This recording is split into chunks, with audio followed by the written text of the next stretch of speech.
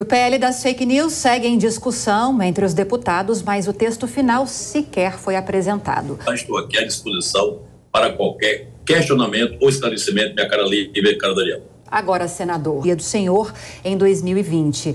Naquela época, o ponto principal ou o foco da proposta era justamente frear o avanço de contas falsas, de perfis falsos, perfis robôs e a disseminação de desinformação. Agora, nesse relatório, o foco é a responsabilização de alguma forma das redes pelos conteúdos postados, até com essa possibilidade. Mas nada de oficial. Eu até fiquei preocupado porque, como o Senado é a cara terminativa, e o nosso relatório passado gerou 30 e poucos capítulos, eu já soube que já está em 80 na Câmara, então querem votar isso no dia 2 na Câmara, sem discutir com o Senado. Eu acho que termina ficando esses 2 anos perdidos e essas discussões sendo inócuas porque não houve esse consenso. Os deputados têm que entender que o projeto começou no Senado e termina no Senado. Então não é chegar a fazer esse oba-oba na Câmara, é aprovar o texto e achar que passará tranquilamente pelo Senado. Isso aí eu acredito que não irá acontecer. Mas mesmo assim, eu tenho a expectativa e a fé que venha algo palatável para que a gente possa analisar e apresentar para o plenário votar, porque vocês todos sabem, o Brasil todo, o mundo todo sofre com as fake news, é uma situação muito delicada, e agora com as deepfake chegando aí também pesado, vai criar muitos problemas para as famílias brasileiras, para a classe política, para a classe empresarial. Então nós temos que pensar seriamente agora nesse projeto, porque na verdade a internet ela voa. O que está hoje, daqui a um ano já não está valendo mais, já evoluiu. Então nós precisamos ter muita ponderação para não fazermos um texto que não venha a surtir o devido efeito. Pois é, senador, há muita reclamação, inclusive que o presidente da Câmara Federal teria tratorado o processo e com essa aprovação em regime de urgência, a apreciação será feita diretamente no plenário da Câmara dos Deputados. Agora, eu queria trazer uma informação, porque o senhor, juntamente com o presidente do Senado, Rodrigo Pacheco, os senhores receberam do presidente do TSE, o ministro Alexandre de Moraes, sugestões para a inclusão nesse projeto de lei das fake news. Inclusive, uma das propostas de Alexandre de Moraes é que as redes sociais sejam suspensas caso canais sejam comprovadamente apontados como disseminadores sistemáticos de desinformação, de fake news. O senhor gostou dessa ideia? Chegou a ler as demais propostas do ministro? O que poderia ser aglutinado ao projeto? Daniel, eu recebi juntamente com o presidente Rodrigo Pacheco, anteontem, o ministro Alexandre, lá no Senado. Ele apresentou algumas sugestões. Nós fomos claros para ele que qualquer mudança do texto tem que vir da Câmara, porque o nosso projeto que foi aprovado, nós não podemos mudar nada do que foi aprovado no Senado. Podemos absorver o que a Câmara aprovar, ou seja, inserir novos artigos, suprimir outros, mas da lavra do Senado nós não podemos fazer nenhuma modificação. A partir daí, o ministro Alexandre foi para a Câmara dos Deputados procurar o presidente Arthur Lira para apresentar as sugestões que ele levou antecipadamente para o Senado dar uma analisada. Agora, senador, a gente acabou de receber a informação de que Orlando Silva apresentou neste momento o relatório final, a proposta final das fake news, o projeto de lei das fake news, um documento muito grande. A gente, com toda certeza, foi agora, não teve tempo de analisar passo a passo o que foi discutido até agora está nessa proposta e o que não está, mas de toda forma queria uma análise do senhor a respeito dessa entidade que eu citei na primeira pergunta, a possibilidade de criação de definição de quem vai ser essa entidade autônoma que vai ser apontada, definida pelo Poder Executivo para funcionar como se fosse uma agência reguladora, dizendo o que pode e o que não pode ser postado. Isso é bem visto no Senado? Esse ponto especificamente é polêmico no Senado como é na Câmara dos Deputados? Olha, Lívia, eu tenho conversado com alguns colegas senadores e chegamos a uma conclusão, evidentemente ainda não vimos a maioria do Senado, que não cabe para as redes sociais uma agência reguladora.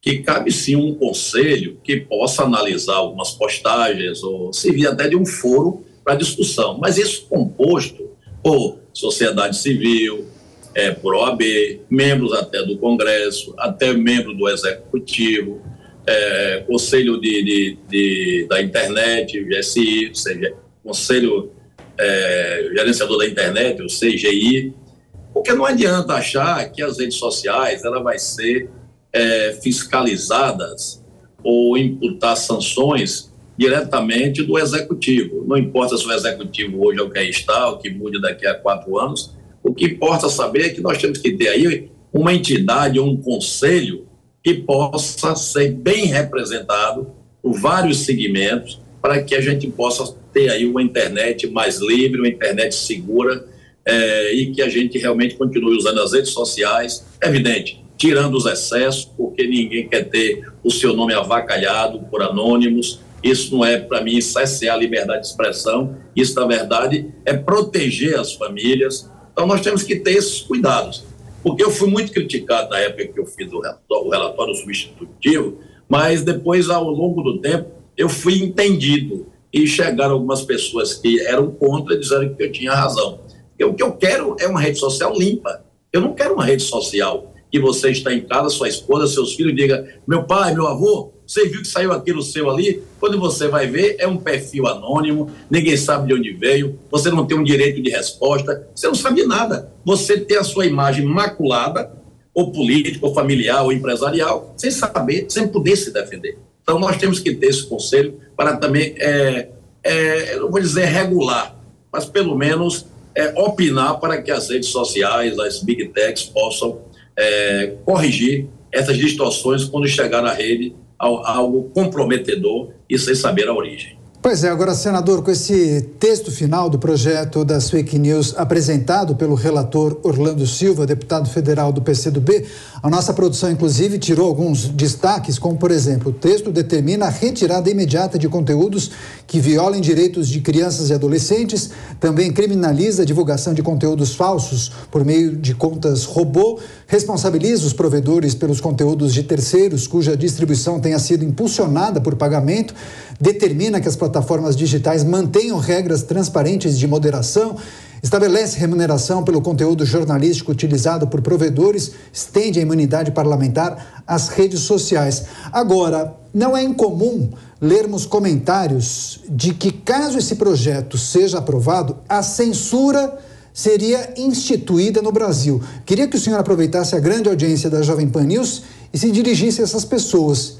Há risco da censura voltar ao país, caso esse projeto seja aprovado?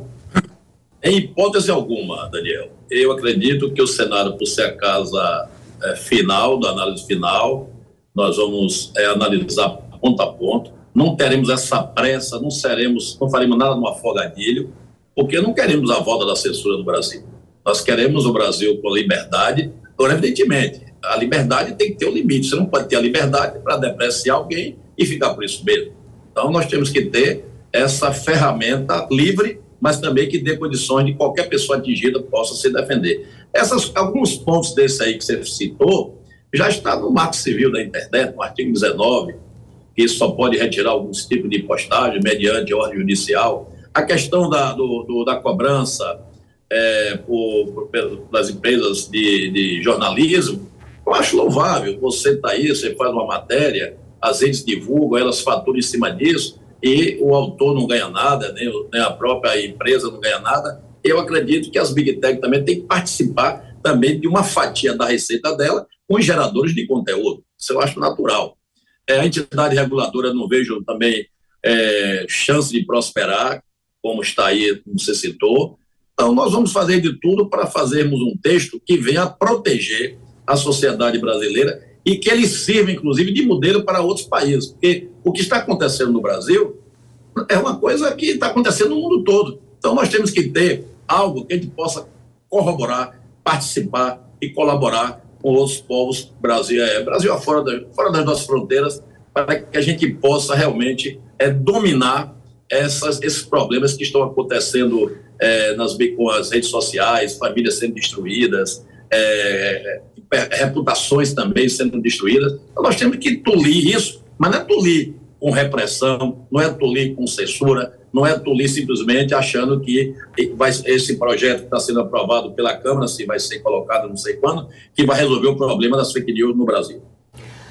Queria agradecer-lhe, senador Ângelo Coronel, do PSD da Bahia, foi relator do projeto de lei das fake news no Senado. A gente vai acompanhar bem de perto a tramitação dessa proposta prevista para a próxima semana na Câmara dos Deputados e que depois volta ao Senado Federal. Obrigada, senador. Boa noite. Ok, Lívia, eu espero, Lívia, que realmente eu receba esse texto antes até de ser aprovado na Câmara, porque se for aprovado e o Senado não concorde, simplesmente será uma aprovação inócua, uma aprovação sem resultado final. Obrigada. Muito obrigado, senador. Até a próxima.